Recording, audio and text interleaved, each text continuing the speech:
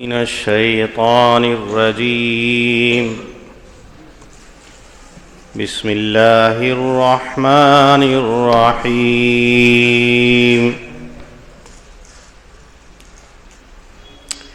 وَإِذْ زَيَّنَ لَهُمُ الشَّيْطَانُ أَعْمَالَهُمْ وَقَالَ لَا غَالِبَ لَكُمُ الْيَوْمَ مِنَ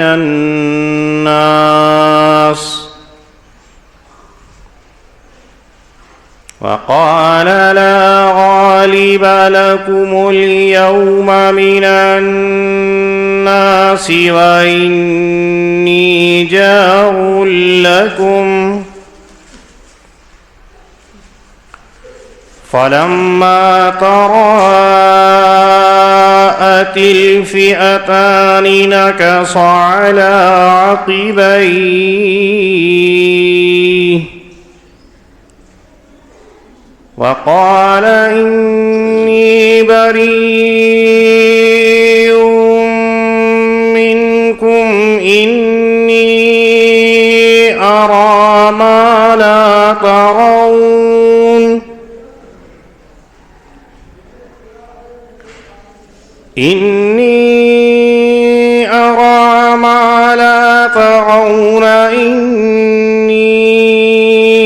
أَخَافُ اللَّهَ وَاللَّهُ شَدِيدُ الْعِقَابِ.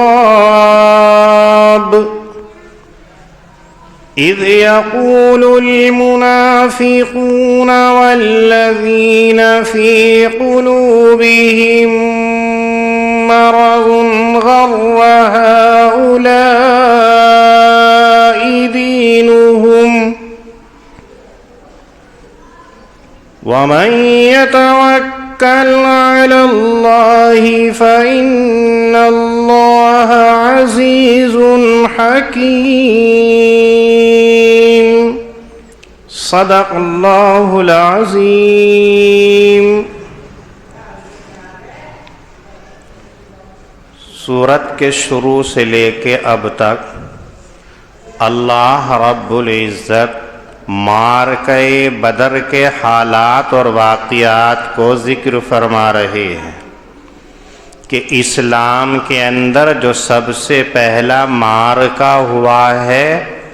اس کے کیا حالات تھے، مسلمانوں کے کیا حالات تھے، فریق مخالف کے کیا حالات تھے، اور کس انداز کے اندر کیا کیا واقعات پیش آئے ہیں، یہ اللہ رب العزت ذکر فرما رہے ہیں. انہی میں سے اس آیت مذکورہ کے اندر بھی اللہ رب العزت ایک خاص واقعہ ذکر فرما رہے ہیں کہ جب مکے کے اندر یہ اطلاع ملی کہ ابو سفیان کا لشکر جو ہے خطرے کے اندر ہے، مدینے کے صحابہ نبی اکرم صلی اللہ علیہ وسلم کے ساتھ میں ان کے تعاقب کے اندر ہے، تو مکے کے لوگوں نے 1000 کا جرار لشکر تیار کر لیا اور نبی اکرم صلی اللہ علیہ وسلم سے مقابلے کے لیے نکل پڑے. لیکن جس وقت کے اندر یہ وہاں سے نکل رہے تھے 1000 کا لشکر تھا، پورا جوش، پورا ولولہ، پورے ساز و سامان کے ساتھ میں لیس، اس کے باوجود ان تمام لشکر والوں کو ایک خطرہ تھا جو کھائے جا رہا تھا. ان لوگوں کی یعنی مکے کے رہنے والوں کی قبیلہ بنو بکر سے اختلاف تھا، مخالفت تھی، تو انہیں خطرہ تھا کہ کہیں ایسا نہ ہو کہ ہم مدینہ منورہ کی طرف کوچ کر جائیں اور جو ہمارا مخالف قبیلہ ہے بنو بکر وہ مکۃ المکرمہ کے اوپر حملہ کر کے جو ہماری عورتیں ہیں، ہمارے بچے ہیں، ہمارے بوڑھے ہیں، کہیں ان کے اوپر وہ فتح نہ پا لے اور مکے کے اوپر وہ قبضہ نہ کر لے۔ یہ ان کو اتنا خطرہ تھا کہ ہر ایک پریشان تھا، یہ سوچ رہا تھا جائیں یا نہ جائیں۔ اسی خطرے کے حالات کے اندر اچانک ایسا ہوتا ہے کہ شیطان ان کے پاس پہنچتا ہے سراقہ ابن مالک کی شکل کے اندر، جو اس علاقے کا بڑے سرداروں میں سے تھا۔ اس کی شکل بنا کر شیطان اپنا ایک لشکر، ایک دستہ لے کر کے مشرکین مکہ اور عرب کے لشکر کے ساتھ میں جا پہنچا، اور جا کر کے یہ کہا تم کیوں گھبراتے ہو، تم کیوں پریشان ہوتے ہو، میں تمہارے ساتھ ہوں۔ اور دو باتیں اس نے ان لوگوں سے کہی جس سے انہیں تسلی ہوئی۔ ایک تو یہ کہا لا غالب لکم اليوم من الناس،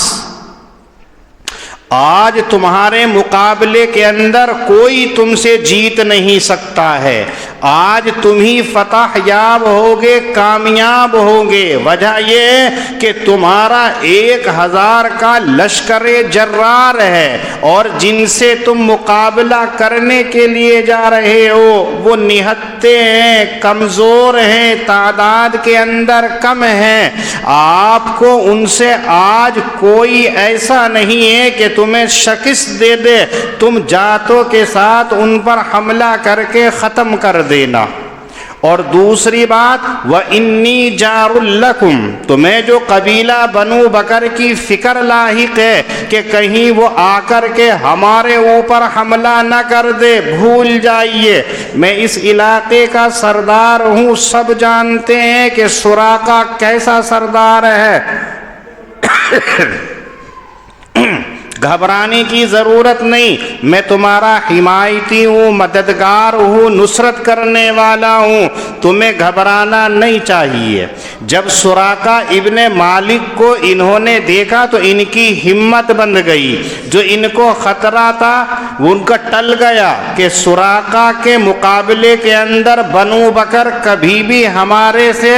جھگڑا مول نہیں لے سکتے،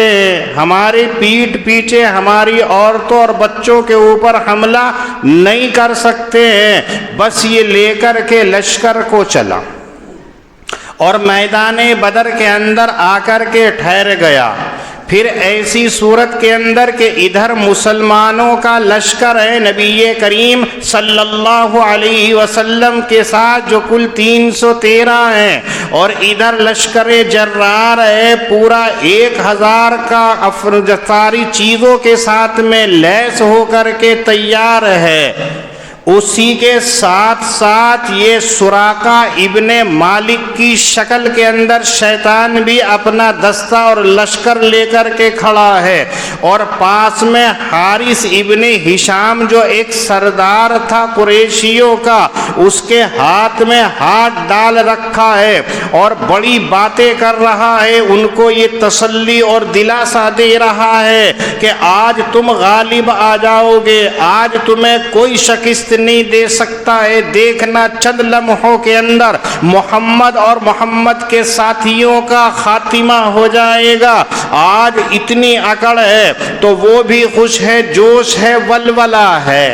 اسی درمیان کے اندر چونکہ اللہ رب العزت نے اپنے حبیب صلی اللہ علیہ وسلم سے وعدہ کیا تھا کہ ہم تمہاری مدد کے لیے ملائکہ کو بھیجیں گے، فرشتوں کو بھیجیں گے، چنانچہ ایسا ہی ہوا کہ حضرت جبرائیل اور حضرت میکائیل علیہ السلام ملائکہ کا لشکر لے کر کے حضرات صحابہ کے ساتھ میں آ گئے۔ اب چونکہ مشرکین مکہ اور ابو جہل اور ان کا سردار تو جانتا نہیں تھا، انہیں نظر نہیں آ رہا تھا، لیکن شیطان نے دیکھ لیا کہ اب تو میں جبرائیل اور میکائیل ملائکہ کا لشکر لے کر کے آ گئے ہیں، بس یہ دیکھنا تھا نکص علی عقبیہ۔ قرآن کریم کہتا ہے کہ شیطان اپنی ایڑیوں کے بل پیچھے کو بھاگنے لگا، تو جس نے ہاتھ میں ہاتھ ڈال رکھا تھا حارث ابن ہشام نے، وہ کہنے لگا سراقہ یہ کیا حرکت ہے؟ تم نے تو یوں کہا تھا انی جار لکم، میں تمہارا حمایتی ہوں، میں تمہارا مددگار ہوں، نصرت کرنے والا ہوں، اور اب یہ ہے کہ اب مقابلہ ہونے والا ہے تو ہمیں بیچ جنگ کے اندر، بیچ معرکے کے اندر، میدان کے اندر چھوڑ کر کے بھاگ رہا ہے۔ کہیں ایسا تو نہیں ہے کہ ہمارے لشکر کے اندر بزدلی پھیلانا چاہتا ہے؟ اب تنہا ہمیں چھوڑ کر کے کہاں جا رہے ہو؟ ابھی تک وہ یہ نہیں سمجھ رہے تھے کہ یہ شیطان ہے جو سراقہ کی شکل کے اندر ہے، لیکن شیطان تھا۔ شیطان نے اس کی بات کا جواب یہ دیا انی بریء منکم انی اری ما لا ترون انی اخاف اللہ۔ تین بات کہیں، بھائی دیکھو میں تمہارا کوئی حمایتی نہیں ہوں، میں تم سے بری ہوں، میں تمہارے ساتھ میں نہیں ہوں، اور یاد رکھو جس لشکر کو میں دیکھ رہا ہوں اس لشکر کو تم نہیں دیکھ سکتے ہو۔ شیطان کو یہ خطرہ لاحق ہو گیا کہ گرچہ مجھے اتنی طاقت ہے کہ میں کتنا ہی لشکر اکٹھا کر لوں، لمحوں کے اندر چلا جاؤں، لیکن ملائکہ کے مقابلے کے اندر میری کوئی طاقت نہیں ہے۔ حضرت جبریل امی اکیلے اتنے ہیں، میکائیل امی اتنے ہیں کہ اگر وہ چاہیں تو خاتمہ کر دیں۔ یہ جانتا تھا کہ ملائکہ کی طاقت کتنی سخت ہے، تو اس کو یہ خطرہ لاحق ہو گیا کہ اگر میں ان کے لشکر کے ساتھ میں رہا تو کہیں ملائکہ آ کر کے میرا خاتمہ نہ کر دے، بڑی طاقت ہے۔ تو ایک دم سے کہا جس لشکر کو میں دیکھ رہا ہوں، جن چیزوں کو میں دیکھ رہا ہوں ان کو تم نہیں دیکھتے ہو، اور کہا انی اخاف اللہ، میں تو اللہ سے ڈرتا ہوں۔ وہاں لوگوں سے یہ کہہ رہا ہے میں اللہ سے ڈرتا ہوں، واللہ شدید العقاب، اور صرف یہی نہیں بلکہ یوں بھی کہا اللہ کی پکڑ بڑی سخت ہے، اللہ نے جس کو پکڑ لیا اس کے لیے جائے مفر نہیں ہے۔ حضرت ابو قتادہ رحمت اللہ علیہ فرماتے ہیں کہ شیطان نے یہاں جھوٹ بولا، اس نے کہا انی اخاف اللہ، اللہ سے میں ڈرتا ہوں۔ اگر یہ اللہ سے ڈرنے والا ہوتا تو اللہ کی نافرمانی کرتا، اللہ سے یوں کہتا مجھے آگ سے پیدا کیا، آدم کو مٹی سے پیدا کیا، آگ اوپر کو جاتی ہے مٹی نیچے کو جاتی ہے، میں اس کو سجدہ کیوں کروں؟ اللہ سے یوں نہیں کہتا کہ میں مجھے اتنی مہلت دے کہ میں آدم کی ذریت کو بہکاتا پھروں، میں تمام کو گمراہ کرتا رہوں۔ اللہ سے یوں نہ کہتا کہ میں ان تمام کو جہنمی بنا کر کے ایسا پیش کر دوں گا کہ تو ان کو جہنم میں ڈال کے جہنم کو بھر دے گا، لیکن اس کے باوجود یہاں کہہ رہا ہے انی اخاف اللہ، تو مطلب یہ ہے کہ وہ پہلے اللہ سے مقابلہ کر چکا، اللہ کا انکار کر چکا، اللہ کی نافرمانی کر چکا، اور یہاں کہتا انی اخاف اللہ۔ اب بھی جھوٹ بول رہا ہے، پتہ نہ آ رہا تھا اسے کہ اگر میں یہاں رکا تو تیری خیر نہیں ہے، اس لیے کہتا میں تو اللہ سے ڈرتا ہوں، اور اللہ کی پکڑ سخت ہے۔ اور بعض مفسرین فرماتے ہیں کہ نہیں، شیطان نے یہاں پر سچ بولا، انی اخاف اللہ کا مطلب کہ میں اللہ سے ڈرتا ہوں۔ اللہ کی قدرت کو وہ جانتا تھا، ملائکہ کی طاقت کو وہ جانتا تھا، لیکن چونکہ اپنی ضد اور عناد کی وجہ سے اس نے نافرمانی کی تھی، وہ اپنی جگہ، لیکن یہاں پر سچ کہہ رہا ہے کہ میں اللہ سے ڈرتا ہوں، لیکن اس کے باوجود یہ اللہ سے ڈرنا اس کے لیے کافی نہیں ہوگا۔ پھر لشکر جو آپس کے اندر بھیڑے، نتیجہ یہ ہوا کہ اللہ نے نبی کریم صلی اللہ علیہ وسلم کے لشکر کو فتح اور کامیابی سے نواز دیا، اور مکے کے تمام سرداروں کو شکست فاش ہوئی۔ یہ جب بھاگ گئے تو مکۃ المکرمہ کے اندر سراقہ ابن مالک وہ سردار ملا، تو لوگوں نے اسے عار دلائی اور یوں کہا، یار تم کیسے آدمی ہو، تم تو بزدل ہو، اہل عرب کا یہ شیوا نہیں ہے کہ وہ کسی کو بیچ مجدار میں چھوڑ کر کے چلے جائیں۔ ان کی تو یہ روایت ہے کہ جس کو حلیف کہہ دیا، جس کو اپنا کہہ دیا، اس کے لیے اپنا تن من دھن سب کچھ قربان کر دیتے ہیں، اور تو ہمیں میدان کے اندر چھوڑ کر کے بھاگ گیا، کیسا ہے تو کہنے لگا، کیا بکتے ہو، کیا کہتے ہو، میں تو تمہارے لشکر میں گیا بھی نہیں، تمہارے ساتھ گیا بھی نہیں، مجھے تو پتا بھی نہیں ہے کہ تم کس کے مقابلے میں جا رہے ہو،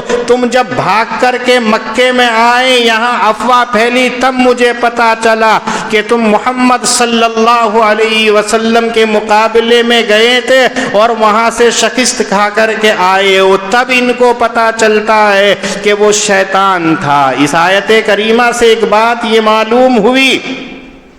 کہ شیطان انسانوں کی شکل کے اندر آ جاتا ہے۔ یہاں اس نے جو بہکایا ہے کہ آج تم پہ کوئی غالب نہیں آ سکتا ہے، یہ شیطان کا ہمیشہ کا معمول ہے کہ لوگوں کو گناہوں کے اندر داخل کر کے پھر یوں کہتا ہے بھائی میں تمہارے ساتھ نہیں ہوں۔ شروع کے اندر تو شیطان ملمہ سازی کرے گا، تمہارے سامنے گناہوں کو اس انداز سے پیش کرے گا کہ سمجھا جائے گا کہ اس سے اچھا کام کرنے والا کوئی ہے ہی نہیں ہے، لیکن جب آدمی گناہوں کی دلدل کے اندر پھنس جاتا ہے، معصیت کا ارتکاب کر لیتا ہے، اب شیطان یہ کہتا ہے میں تمہارے ساتھ نہیں ہوں۔ ایک جگہ قرآن کریم کے اندر اللہ فرماتے ہیں کمثل الشیطان اذ قال للانسان اکفر فلما کفر قال انی بریء منک انی اخاف اللہ رب العالمین۔ شیطان کا کام یہ لوگوں سے کہتا ہے انکار کرو، توحید کا انکار کر دو، اللہ کا انکار کر دو، دین اسلام کا انکار کر دو۔ جب لوگ اس کی باتوں میں آ جاتے ہیں تو کہتا ہے انی بریء منک، میں تمہارے ساتھ نہیں ہوں، تم نے انکار کیا، تم جانو میں تمہارے ساتھ نہیں ہوں، انی اخاف اللہ رب العالمین، میں تو رب پالن ہار سے ڈرنے والا ہوں، میں تو اس کا بڑا ڈرنے والا بندہ ہوں۔ معلوم یہ ہوا کہ شروع میں گناہ میں لگا کر کے پھر برات کا اظہار کرتا ہے، یہ شیطان کا کام ہے۔ لیکن کیا شیطان انسانوں کی شکل کے اندر آتا ہے یا نہیں آتا ہے؟ قرآن کریم جو کہہ رہا ہے کیا یہ حقیقت کے اندر انسانوں کی شکل میں آتا ہے یا نہیں آتا ہے؟ تو مفسرین میں سے بعض کی رائے یہ ہے کہ وہ انسان کے دلوں کے اندر وسوسہ ڈالتا ہے،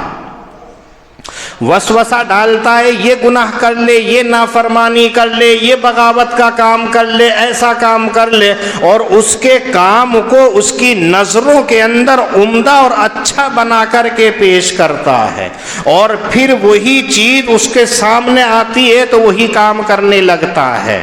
اور قرآن کریم کی اس آیت سے پتہ چلتا ہے کہ شیطان انسانوں کی شکل کے اندر بھی آ جاتا ہے، جیسا کہ ابھی آپ کو معلوم ہوا جو امام جریر ہے حضرت عبداللہ ابن عباس کے حوالے سے ذکر کیا کہ اس دن یعنی میدان معرکہ بدر کے اندر شیطان سراقہ ابن مالک کی شکل کے اندر حارث ابن ہشام سردار کے ہاتھ میں ہاتھ ڈال کر کے کھڑا تھا، تو انسانی شکلوں کے اندر بھی آتا ہے، اور اللہ نے شیطان کو یہ طاقت بھی دی ہے کہ وہ مختلف شکلوں کے اندر آ سکتا ہے، تبدیلی کر سکتا ہے۔ یہاں یہ بات معلوم ہوئی کہ اگر کوئی آپ کے سامنے ملمہ سازی کر رہا ہے تو آپ کو اس کو شریعت کے معیار کے اوپر پرکھنا چاہیے، نہ جانے آپ کے ساتھی کی شکل کے اندر، نہ جانے آپ کے دوست کی شکل کے اندر، نہ جانے آپ کے کسی بڑے کی شکل کے اندر شیطان آ کر کے آپ کو کہے کہ یہ کام کر لو۔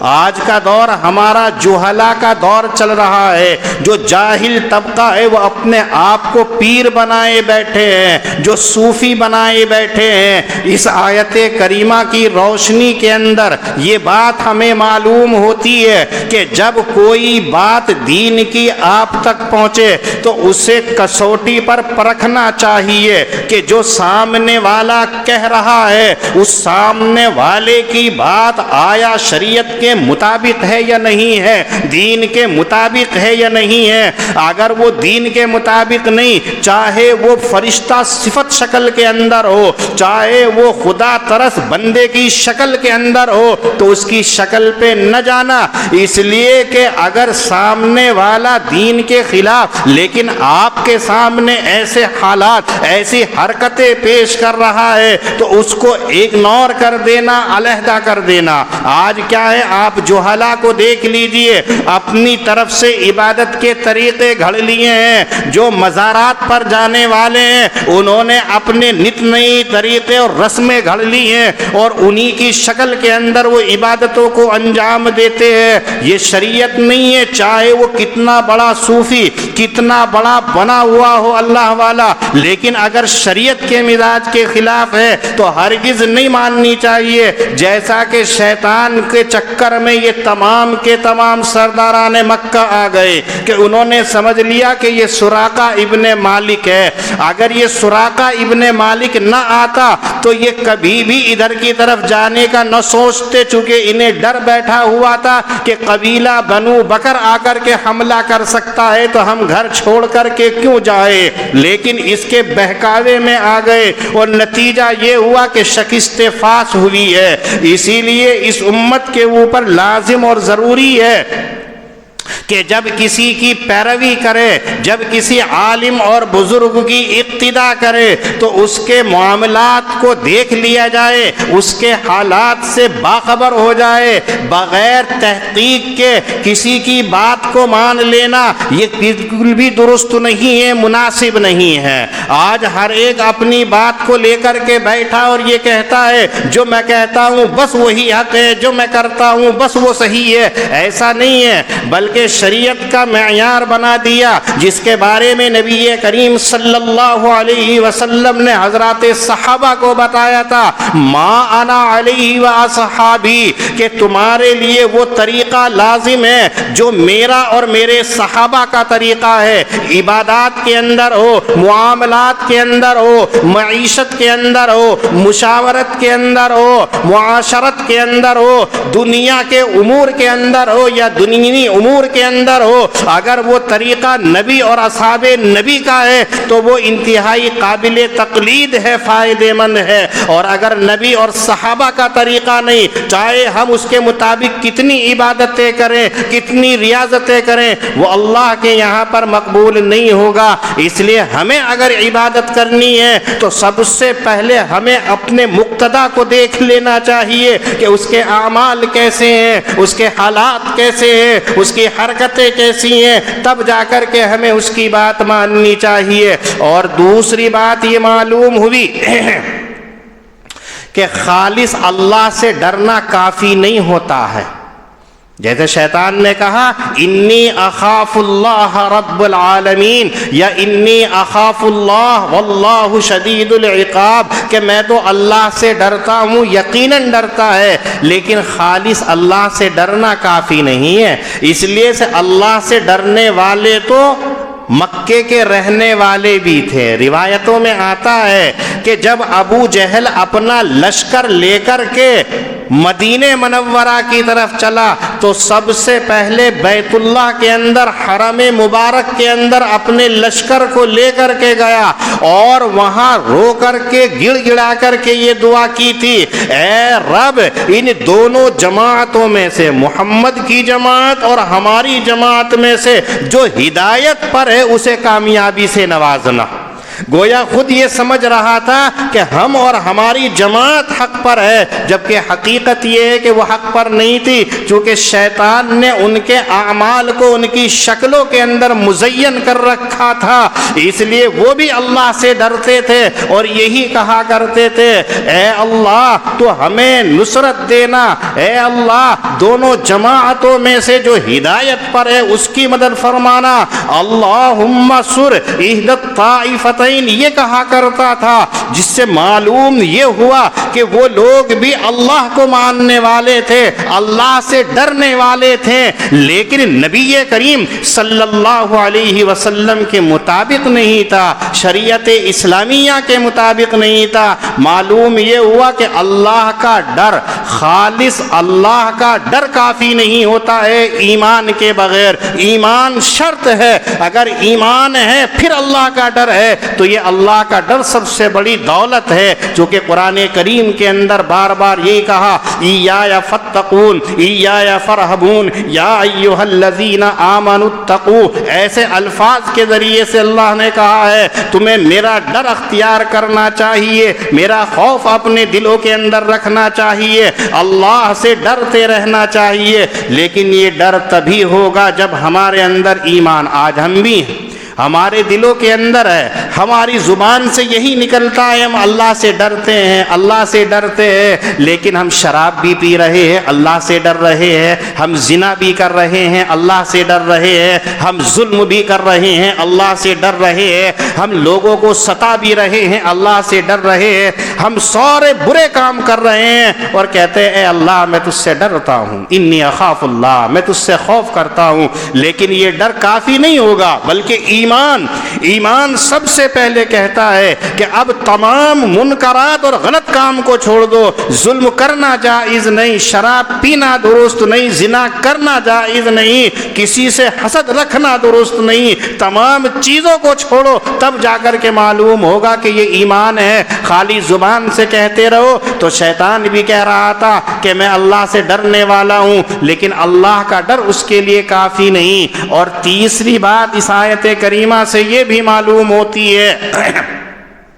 کہ خالص اخلاص بھی معتبر نہیں ہوتا ہے، اخلاص کے لیے اعمال کی ضرورت ہے۔ اگر تم مخلص ہو، خالصتاً ہو، لیکن اللہ کے لیے عمل نہیں کرتے ہو تو وہ عمل معتبر اور درست نہیں ہے، جبکہ شریعت کے اندر اخلاص کی سب سے بڑی اہمیت ہے۔ آپ نے واقعہ تقریروں کے اندر سنا ہوگا، امام بخاری رحمۃ اللہ علیہ نے واقعہ ذکر کیا ہے کہ نبی کریم صلی اللہ علیہ وسلم نے بنی اسرائیل کے 3 لوگوں کا واقعہ ذکر کیا تھا کہ سفر میں جا رہے تھے، طوفان آیا، ایک غار کے اندر پہنچ گئے، ایک پتھر اڑ کر کے ہوا میں آیا اور دروازے پر ایسے پھنس گیا کہ نکلنے کا راستہ بند ہو گیا۔ انہوں نے کوشش کی، کوئی کامیابی نہیں ملی، تو اب انہوں نے اپنے اخلاص کی برکت سے اللہ سے دعا مانگی تھی۔ چنانچہ ایک نے یہ کہا کہ اے رب تو جانتا ہے کہ میں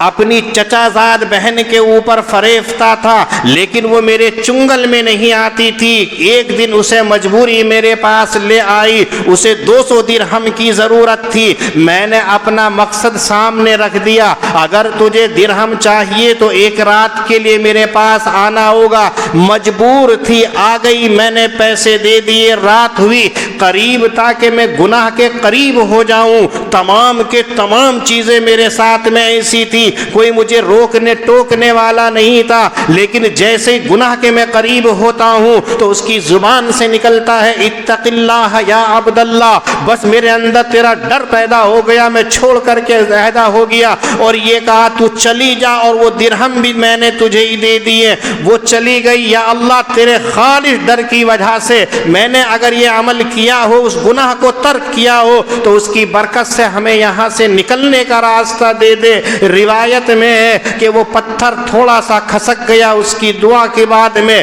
پھر دوسرے شخص نے دعا کی اور یوں کہا اے رب میرے والدین ہیں, میرے بچے ہیں اور میں اکیلا کمانے والا ہوں, جنگل جاتا ہوں آتا ہوں, ہمارے گزارے کی صرف ایک شکل ہے کہ گائے ہے, اسی گائے کا دودھ نکال کر کے ہمارا گزارا ہوتا ہے. میرا معمول تھا کہ سب سے پہلے دودھ نکال کر اپنے والدین کو پلاتا, پھر بال بچوں کو پلاتا. ایک دن جنگل سے آنے میں تاخیر ہوئی کہ میرے والدین میرا انتظار کرتے ہوئے سو گئے. میں دودھ نکال کر کے جب گیا تو وہ سو رہے تھے. میں گلاس لے کر کے ان کے پاس کھڑا رہا, میرے بچے بل بلاتے رہے, لیکن میں نے گوارا نہیں کیا کہ جب تک میرے والدین نہ پیلے اپنے بچوں کو کیسے پلاؤں. محض تیری رضا کے لیے میں پوری رات اپنے والدین کے سرہانے کھڑا رہا. اگر واقعتاً تیری رضا کے لیے کوئی اس کے اندر میری نیت میں فطور نہیں تھا,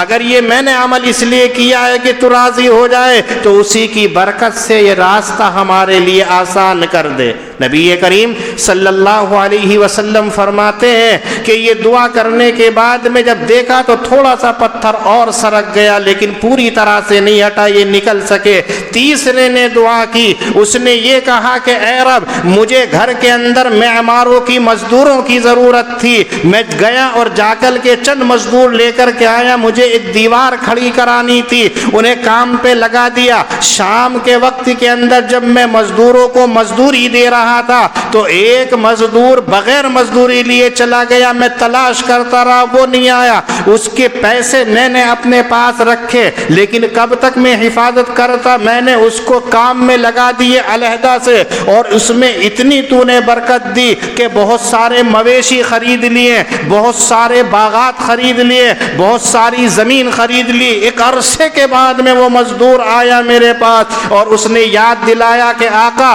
فلا فلا وقت کے اندر میں نے تمہارے یہاں مزدوری کی تھی, وہ مزدوری لیے بغیر چلا گیا تھا, مجھے کوئی عذر تھا, مجھے آج مزدوری دیجیے. تو میں نے یہ کہا کہ ہاں مجھے یاد ہے, دیکھ اس طرف جتنے باغات, ادھر دیکھ جتنے مویشی, ادھر دیکھ جتنے کھیتیاں نظر آ رہی ہیں, یہ ساری تیری ہیں. وہ کہنے لگا مجھ سے مذاق کیوں کرتے ہو, مزدوری کتنی ہوتی ہے معلوم کر لو, 500 روپے 700 روپے جھاڑی ہوتی ہے, بس اتنی ہے, آپ مجھے اتنی دے دیجئے, کیوں مذاق کرتے ہیں. تو میں نے اسے پوری بات سمجھائی کہ نہیں تیری ہی مزدوری سے یہ کیا, یہ سارا تیرا ہے. اس کی بات سمجھ میں آئی, وہ لے کر کے چلا گیا. اے رب اگر واقعتاً تیری رضا خوشنودی کے لیے یہ عمل کیا تھا تو اس کی برکت سے ہمیں راستہ دے دے. نبی کریم صلی اللہ علیہ وسلم کہتے ہیں بس کا دعا کرنا تھا, وہ پتھر جیسے ہوا میں اڑ کے آیا تھا ایسے ہی واپس چلا گیا. امام بخاری رحمت اللہ علیہ نے اس واقعے سے یہ ثابت کیا کہ ہر عمل کے اندر اخلاص کا بڑا مقام ہوتا ہے کہ اللہ کے یہاں وہی مقبول ہوتا ہے, لیکن خالص اخلاص ہو عمل نہ ہو تو وہ مقبول نہیں ہوتا ہے. جیسا کہ ان کا تھا کفار مکہ کا کہ وہ یہ کہ سوچ رہے تھے کہ ہماری عبادت صحیح ہے, ہم جو کر رہے ہیں وہ صحیح ہے, اور یہی بیت اللہ کے اندر دعا کر کے جا رہے ہیں جو دونوں جماعتوں میں سے تیرے یہاں زیادہ ہدایت پر ہو اس کی مدد اور نصرت فرمانا. لیکن معرکہ بدر کے اندر پتہ چل گیا کہ کون سی جماعت حق پر تھی اور کون سی جماعت باطل تھی. دوسری آیت کے اندر اللہ یہ ذکر کرتے ہیں کہ جب مسلمانوں کے مقابلے کے لیے یہ سرداران مکہ پہنچ گئے 1000 کا لشکر لے کر کے, تو ایک جماعت اور تھی جس کو منافقین کہا جاتا ہے. ان منافقین کا حال یہ ہوتا ہے کہ اوپر سے کچھ اور اندر سے کچھ اور نظر آتے ہیں.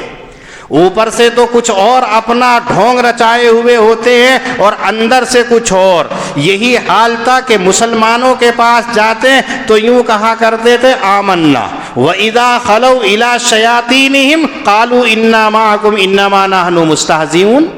جب یہ دوسرے لوگوں کے پاس جاتے جو نافرمان تھے تو ان سے کہا کرتے ہم تمہارے ساتھ میں ہیں, ہم تو مسلمانوں کے ساتھ میں مذاق کرتے ہیں, استہزاء کرتے ہیں. ایسی جماعت کو قرآن کریم کی اصطلاح کے اندر منافقین کہا جاتا ہے, جن کی سزا اللہ نے ذکر کی ہے, ان المنافقین فی الدرک الاسفل من النار, درک اسفل کے اندر یعنی جہنم کے سب سے نچلے طبقے کے اندر ان کو رکھا جائے گا, جہاں تمام جہنمیوں کے جل کر کے راد پیپ خون گندگی غلاظت نکل کر کے نیچے پہنچے گی, اس کے اندر رہیں گے. علامہ الحفیظ اس جگہ پر یہ لوگ ہوں گے تو انہوں نے اس وقت کے اندر یہ کہنا شروع کیا کہ دیکھو تو صحیح محمد صلی اللہ علیہ وسلم کے ساتھیوں کو کتنی عقل ہے ان کے اندر, تعداد کے اندر ذرا سے ہیں اور انہیں گھمنڈ کتنا ہو گیا ہے, ایک لشکر جرار سے مقابلہ کرنے کے لیے نکلے ہیں. دیکھو تو صحیح اپنے دین پر کتنا گھمنڈ کر رہے ہیں کہ یہ اتنے بڑے لوگوں سے اور لشکر سے مقابلہ کرنے کے لیے نکلے ہیں. تو اللہ رب العزت نے جواب دیا وَمَن يَتَوَكَّلْ عَلَى اللَّهِ,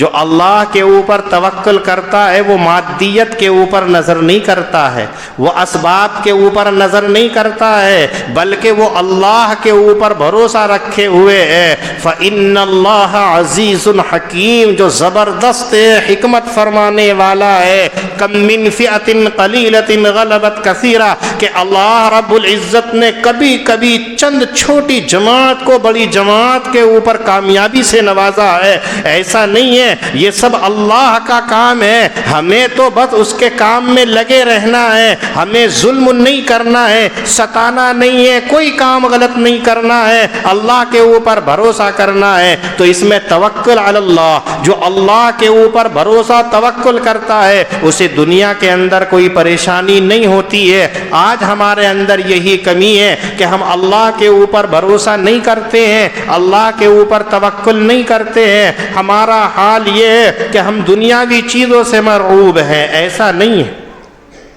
آج ہر ایک کو دیکھو, اس کی زبان سے اگر معلوم کرو کہ کیا حال ہے تو کیا کہے گا, بڑا پریشان, تینوں ٹائم اچھا کھا رہا ہے, پوچھا گیا کیا حال ہے, بڑا.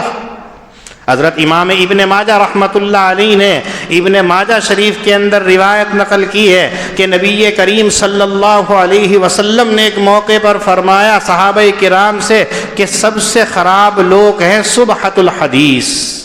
حضرات صحابہ نے پوچھا من ہم یا رسول اللہ, یہ صبحۃ الحدیث کون لوگ ہوتے ہیں؟ تو آپ صلی اللہ علیہ وسلم نے فرمایا کھانا مکمل کھاتے ہیں, پہننے کی ساری چیزیں ان کے پاس میں ہیں, ضروریات کی ساری چیزیں ہیں, لیکن جب ان سے پوچھا جائے کیا حال ہے تو ان کی زبان سے نکلتا ہے بڑا پریشان ہوں. کام کیسا چل رہا ہے؟ بڑا مندہ چل رہا ہے. کیسے گزر رہی ہے؟ بس جس حال کے اندر ہے, باقی تو پریشانی ہے. ایسے لوگ صبحۃ الحدیث اور ایسے لوگ جہنمی ہیں. آج ہم اپنا جائزہ لے کر کے دیکھیں تو ہماری زبان سے کیا ہوگا؟ بہت پریشانی ہے. یہ سال تو بڑا مندہ کا چلا گیا ہے, یہ سال تو بڑا پریشانی کا چلا گیا. صبح سے لے کے شام تک 700 روپے کما کے لا رہا ہے, اگر کہہ دیا 50 روپے دے, بڑی پریشانی ہے, کام پورا ہی نہیں ہو رہا ہے, ضرورت پوری نہیں ہو رہی. 700 روپے, ایک وہ ہے جو 100 روپے کے اندر بھی گزارا کر رہا ہے اور ہمارا 700 ہونے کے بعد بھی پریشانی کے اندر ہے. معلوم یہ ہوا کہ اللہ کے اوپر ہمارا توکل اور بھروسہ نہیں ہے. ہم چاہے زبان سے کتنے کہتے رہیں کہ ہم اللہ کے اوپر بھروسہ کرتے ہیں بھروسہ کرتے ہیں, ایسا نہیں میرے دوستو. آج یقینی طور پر اگر ہم اللہ کے اوپر بھروسہ کر کے دیکھیں تو ہماری تمام ضروریات پوری ہوتی ہوئی نظر آئیں گی. وَإِذْ زَيَّنَ لَهُمُ الشَّيْطَانُ أَعْمَالَهُمْ, اور وہ وقت بھی یاد رکھنے کے لائق ہے کہ جب شیطان نے ان کے اعمالوں کو ان کی نظروں کے اندر مزین کر کے پیش کر دیا. وَقَالَ لَا غَالِبَ لَكُمُ الْيَوْمَ مِنَ النَّاسِ, اور یوں کہا کہ آج لوگوں میں سے کوئی تم پر غالب نہ آ سکے گا. وَإِنِّي جَارٌ لَكُمْ, اور میں تمہارا حمایتی ہوں. فَلَمَّا تَرَاءَتِ الْفِئَتَانِ, پر جب دونوں جماعتیں آمنے سامنے ہو گئیں نکث علی عقبیہ تو وہ اپنے ایڑیوں کے بل پیچھے بھاگا وقال انی بریء منکم اور یوں کہنے لگا میں تم سے بری ہوں انی اری ما لا ترون اور میں دیکھتا ہوں اس لشکر کو جو جس کو تم نہیں دیکھتے ہو انی اخاف اللہ یقیناً میں تو اللہ سے ڈرنے والا ہوں واللہ شدید العقاب اور اللہ کی پکڑ سخت ہے اذ یقول المنافقون اور وہ وقت بھی یاد کیجئے جب منافقین اور وہ لوگ جن کے دلوں کے اندر بیماری ہیں یوں کہہ رہے تھے کہ انہوں کے دین نے مغرور کر دیا ہے وَمَن يَتَوَكَّلْ عَلَى اللَّهِ اور جو شخص بھروسہ کرتا ہے اللہ کے اوپر تو بلا شبہ اللہ تعالی زبردست ہیں حکمت فرمانے والے ہیں اللہ پاک ہم سب کو دین کی صحیح سمجھ عطا فرمائے وآخر دعوانا الحمد للہ رب العالمین